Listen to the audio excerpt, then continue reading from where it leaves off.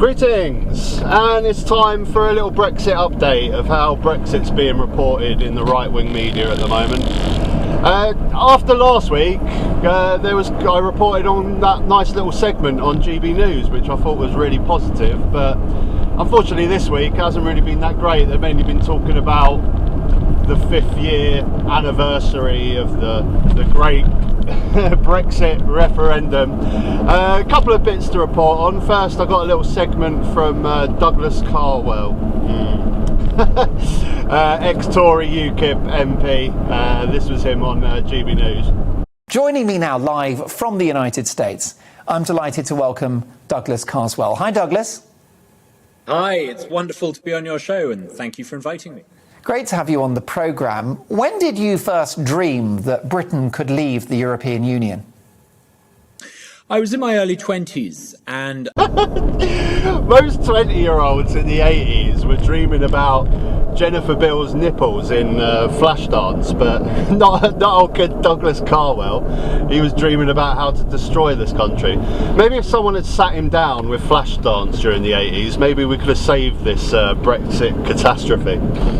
20s, and I was one of those people who grew up seeing Britain, which had been on its knees in the 70s, revive under Margaret Thatcher. And there was this sense that Britain partly due to joining the European Union during the 70s. Revive under Margaret Thatcher. And there was this sense that Britain actually was able to manage its own affairs. And yet here we were being increasingly governed by the European Commission in Brussels.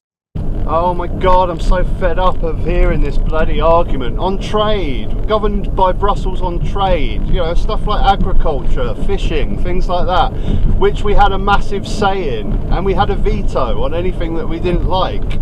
It's, oh my God, I'm just so fed up with this bloody argument. It's just, if the UK government wanted to erect a giant cock in the middle of Trafalgar Square, Brussels is not going to stop you, okay? But collectively, together, we're all going to agree on the benefits for all of us on laws on trade. By the European Commission in Brussels. And in my early 20s, I came across someone my own age, a young chap called Daniel Hannan. And I remember talking to him and saying, you know, Britain and the European Union, it wasn't working. And he convinced me that not only did we need to leave the European Union, but that I should join him in helping make this happen. To give you some idea, at the time, this seemed such an outlandish idea that you could count on the fingers of one hand the number of Tory MPs who believed in it. And it was considered a very maverick, off-the-wall idea.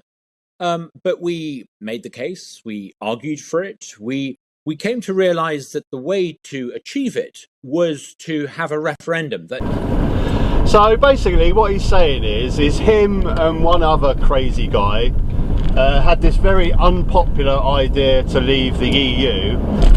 Not many other MPs, Conservative MPs, thought that that was a good idea, so the only way that they might actually be able to achieve it is through a people's vote and a referendum. Now, he did fail to admit the part where he pays off the right-wing media to give about 5 years worth of anti-immigrant garbage before the referendum and all sorts of stuff like that. But that's just a perfect example of just how stupid this whole thing is. I mean, even when he talks about the regulation and stuff, if he felt so passionate about it, you think he'd give a few examples of things that he's not happy about, but he just says laws. Ugh, I'm done with that argument. In other news, Nigel Farage is upset with some flags. Despite us being in Brexit Britain, despite the government telling us that EU flags would not be flown from buildings, public buildings in England, that we were about to see EU flags back on British high streets. I wondered when I first saw this story whether perhaps it was a hoax of some kind. But no, it's not. Because incredibly, as part of our leaving the European Union... It's a sticker on a plant pot, Nigel. It's like a 1 centimetre sticker on a plant pot. I mean, is this really generally what people are getting angry about?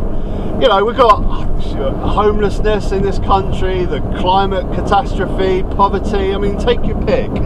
But Nigel is very upset about a 1 centimetre sticker on a plant pot, and he's not the only one. This guy's upset about it as well. It's now happening. EU flags are going up on at least one high street and across Brexit Britain, I'm sure. Let me know if you have seen any of these. I love this guy. Do you think it's any more possible to portray yourself as English as this guy? He's got the Winston Churchill portrait. He's got the Times front page on the wall. He's got his English flag is quite small, really. That's quite disappointing. I'd love to know what like the German equivalent of this would be. I don't know, maybe like a portrait of Boris Becker with some bratwurst on the side. I don't know. Put in the comments section what you think other countries' version of this would be. I'm seeing EU flags go up across seemingly Brexit Britain in return for £56 million, while the UK set to hand over £40 billion. Wouldn't it have been better for the 56 million to be deducted to whatever is going to be handed to the EU, and instead we do not see EU flags going up across the country? Oh, this guy, man, bless him, bless him. I actually like this guy. I think he actually genuinely believes that the UK gave the European Union £56 million just for some EU flag stickers to be put around. I don't think he actually knows what it's all about. Those of us that have looked into it obviously know that this is a part of the European Regional Development Fund, I think it's called, where they're helping out with funding in some of our towns and cities, which we desperately need. But I think it's quite nice. I think it's quite nice, these little stickers. Just a little reminder, you know, the European Union paid for this. Maybe they should throw a few of these European Union stickers around Wales, just saying, all right guys, you remember when, you know, we used to look after you a little bit, we used to give you some funding, but then you decided that Boris Johnson and London probably has your interests at heart, when really it doesn't. But it's even like, not even like idiot YouTubers like this guy. I mean, it's on the front page of main newspapers here, on the Times here. No European flags in Great Britain. We can't have European flags. Big, huge European flags. They're stickers. We can't have them. We can't have the flags. They're stickers. It's nonsense. Come on, front page. Is this really front page news? Oh my god. But anyway, I did find a half decent segment in some of the right-wing media. Has Brexit lived up to what you expected? We'll talk to Jonathan Liss, Deputy Director of British Influence, an advocacy group championing ties between the UK and the EU, and Andrew Kerr-English, former Brexit Party MEP for the West Midlands. 5 years on, Andrew, and how are you feeling? Are you optimistic, sir? Good afternoon. Well, thank you very much, Ian. I'm pleased we left, don't get me wrong, but we didn't get a good deal by any means, and let's be honest about it. It was bad for our fishing, it's bad for financial services, and it was pretty appalling for Northern Ireland. And it's been weaponised by the EU, so we've got an awful lot to do, but really we'll only see what the real true result within a couple of years. Does that mean you kind of regret what happened? No, I don't regret us leaving. I do regret the deal. It wasn't a good deal. It wasn't an oven-ready deal that Boris claimed. There were a number of reasons for that. I think the UK's position was substantially undermined by some civil servants and some people. They acted almost like traitors against their country. But we are where we are, and we have to make the best of it. Jonathan Liss, 5 years on. I mean, the world hasn't fallen apart yet, although we've had a pandemic which made it feel like that from time to time, but not because of Brexit. Afternoon to you. Afternoon. Well, that's they should put that on the bus, shouldn't they? 5 years ago, the world won't fall apart. That was never the purpose of Brexit. The purpose of Brexit wasn't to try and smash everything up and try and rebuild it as best we can. It was supposed to make things better, not to sort of manage the decline as things were getting worse. And I just have to pick up Andrew on the point about civil servants being traitors. That is an unconscionable remark. There are no traitors in this debate. Everyone wants what's best for Britain. And I'm so sick and tired of hearing the word traitor being bandied around like we're in the middle of a bad Second World War film. Talk about people who have different opinions from us. I would never call a Brexiter a traitor.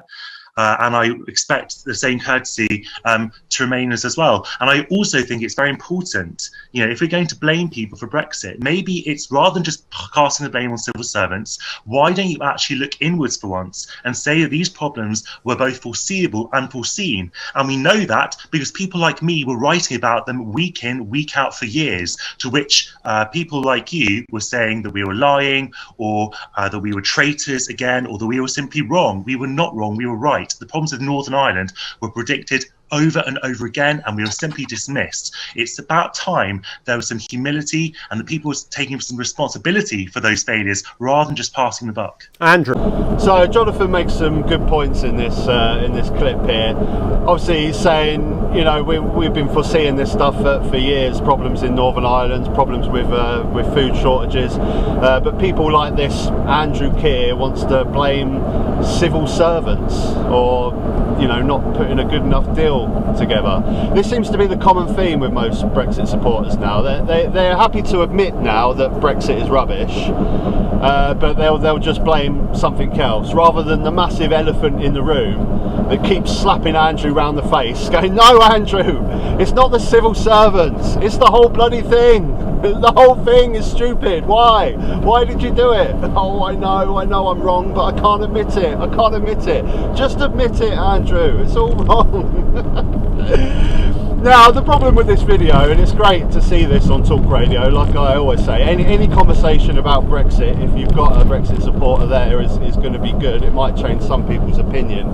But the problem is that Talk Radio listeners are never going to agree with a young middle class guy from London. As soon as he comes on, they're going to dismiss everything he says, and for some reason they absolutely love a good upper class toff telling them what's right, and that's not going to change. So I mean, it's good that we're getting this reported on Talk Radio, but I'd really love to see some more working class people go on there, maybe, maybe someone in a high-vis jacket. That always helps, doesn't it? From maybe the Haulage Association, talking about the problems with HGV drivers and stuff. That would be great. But of course, Talk Radio know what they're doing. They know if they get a middle-class guy from London to come on and talk about Brexit, then no one's going to listen to him. So yeah, pros and cons, but I think we're still heading in the right direction here. The conversation is happening a lot more in the media, and hopefully we can, like I say, maybe get a few more working class voices in the media. That's me. Till next time. Comment below as always. Love to hear your thoughts. Take care, guys. See, I knew I'd just catch up to him at the next set of traffic lights. This guy really is a wanker, isn't he?